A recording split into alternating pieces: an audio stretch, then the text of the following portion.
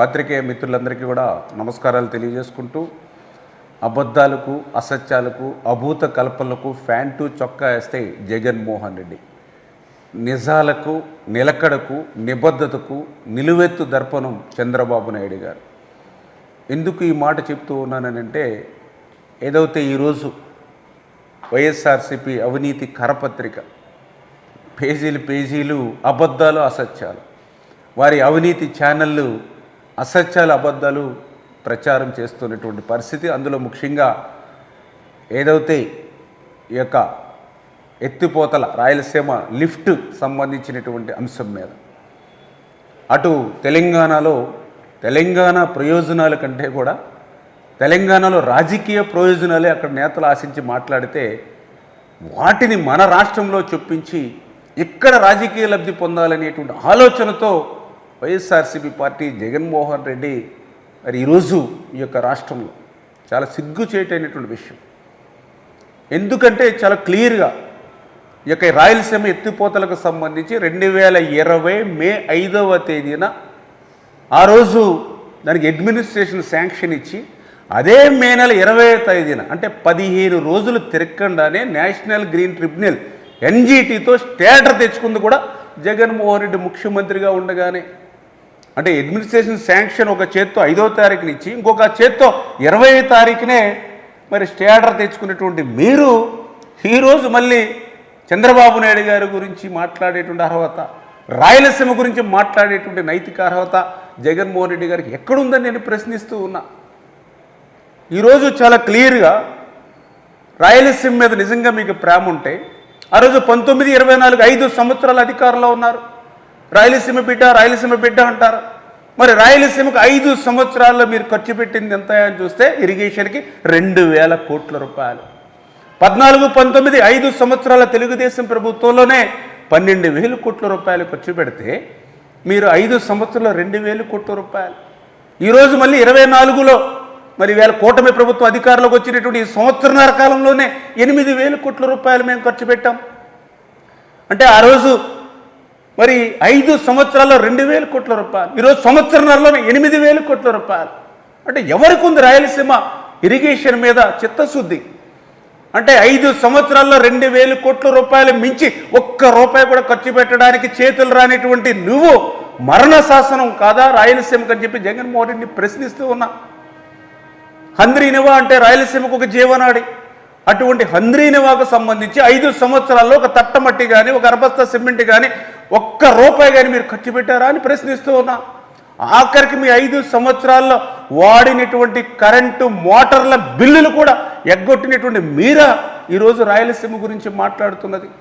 5 సంవత్సరాల్లో మీరు చేయలేనిటువంటి పనిని చంద్రబాబు నాయుడు గారు ఒక్క సంవత్సరంలోనే 3,860 కోట్ల రూపాయలు హంద్రీనివాకు ఖర్చు పెట్టి 768వ కిలోమీటరు ఆఖరి వరకు అటు పొంగనూరు కుప్పం బ్రాంచ్కి కృష్ణమ్మ నీళ్లను తీసుకెళ్ళడం కానీ, 410 కిలోమీటర్లు మడకసిర మరి ఆఖరి చెరువు వరకు కూడా నీళ్లు తీసుకెళ్ళడం కానీ, మరి నీ 5 సంవత్సరాల్లో హంద్రీనివాని పడకేసినటువంటి నువ్వు రాయలసీమకి మరణ శాసనం కాదా అని చెప్పి ఈవేళ జగన్మోహన్ రెడ్డిని ప్రశ్నిస్తూ ఉన్నారని చెప్పి తెలియజేసుకుంటూ ఉన్నా.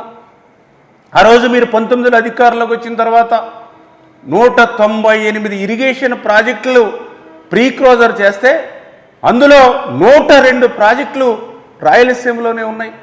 అటువంటి 102 రాయలసీమ ప్రాజెక్టుని ప్రీ క్లోజర్ చేసినటువంటి జగన్మోహన్ రెడ్డి కాదా రాయలసీమకి మరణ శాసనం అని చెప్పి మీ ద్వారా ప్రశ్నిస్తున్నారని చెప్పి తెలియజేసుకుంటూ ఉన్నాం. అదేవిధంగా మీ అందరికీ తెలుసు, ఇవాళ రాయలసీమకి హెచ్ఎన్ఎస్తో పాటుగా జిఎన్ఎస్ఎస్ గాలేరు నగరి. అటువంటి గాలేరు నగరికి ఆయువు పట్టు గోరకొల్లు రిజర్వాయర్ నిండితేనే ఆ గోరకొల్లు రిజర్వాయర్ నుంచే అవుకు నుంచి గండికోట నుంచి చిత్రావతి, పైడిపాలు, ఇట్లా ఏ రిజర్వాయర్ నిండాలన్నా కూడా గోరకొల్లు అనేది మొదటిగా అత్యంత కీలకం. అటువంటి గోరకొల్లు రిజర్వాయర్ ప్రమాదభరితంగా ఉంది. గట్లు బండ్స్ స్ట్రెంగ్త్ జారిపోతూ ఉన్నాయి.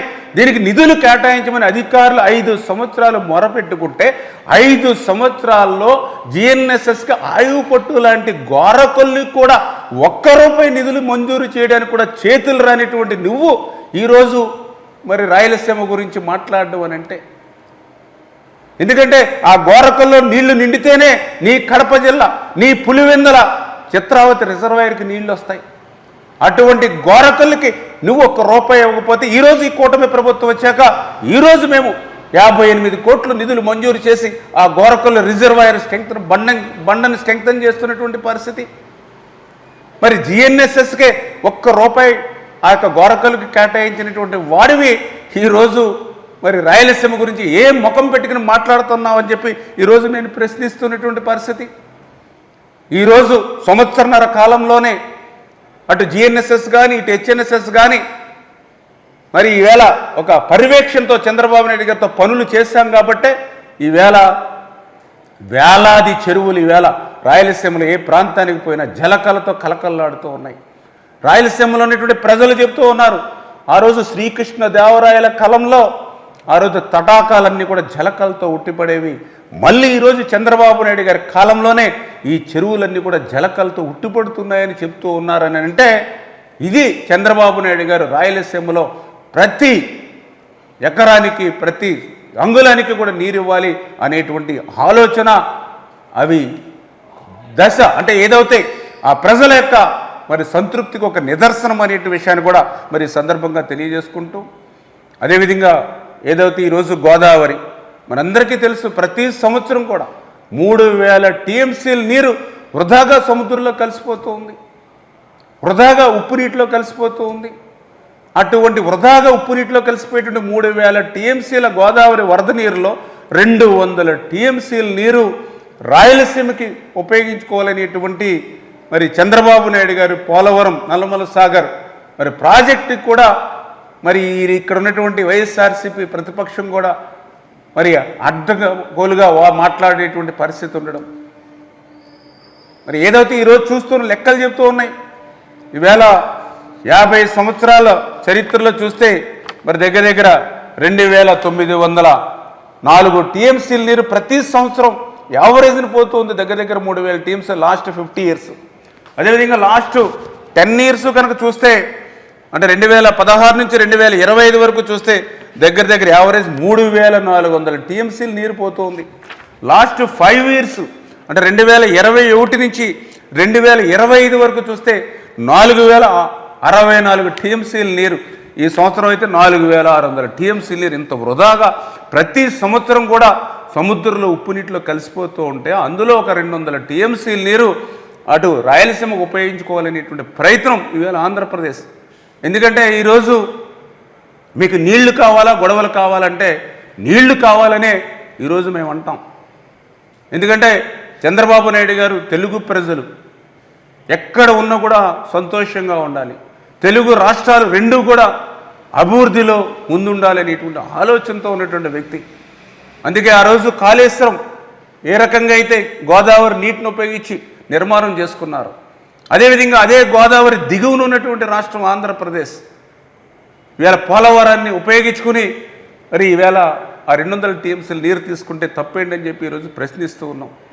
ఈ రకంగా మరి ఈవేళ తెలుగు రాష్ట్రాలు రెండు రాష్ట్రాలు కూడా బాగుండాలి, తెలుగు ప్రజలందరూ కూడా బాగుండాలి అనేటువంటి ఆలోచనతో ఈరోజు చంద్రబాబు నాయుడు గారు పనిచేస్తూ ఉంటే ఈ సంవత్సరన్నర కాలంలోనే ఎన్నో అభివృద్ధి కార్యక్రమాలకి ఎన్నో సంక్షేమ కార్యక్రమాలకి శ్రీకారం చుడితే ఎన్నో పరిశ్రమలను పారిశ్రామికవేత్తలను ఈ రాష్ట్రానికి తీసుకొచ్చి ఉపాధి ఉద్యోగ అవకాశాలు ఇస్తూ ఉంటే అందులో పర్టికులర్గా రాయలసీమను ఒక రతనాల సీమగా మార్చేటువంటి ప్రక్రియ ఈరోజు చంద్రబాబు నాయుడు గారి పాలనలో సాగుతూ ఉంటే అది వారవలేకే వైఎస్ఆర్సీపీ జగన్మోహన్ రెడ్డి ఇటువంటి అసత్యాలను అబద్ధాలను తన అవినీతి ఛానల్ అవినీతి పత్రికను ఉపయోగించి దుష్ప్రచారాలు చేస్తున్నారనే విషయాన్ని మీ ద్వారా ప్రజలందరికీ కూడా తెలియజేసుకుంటూ ఉన్నాం.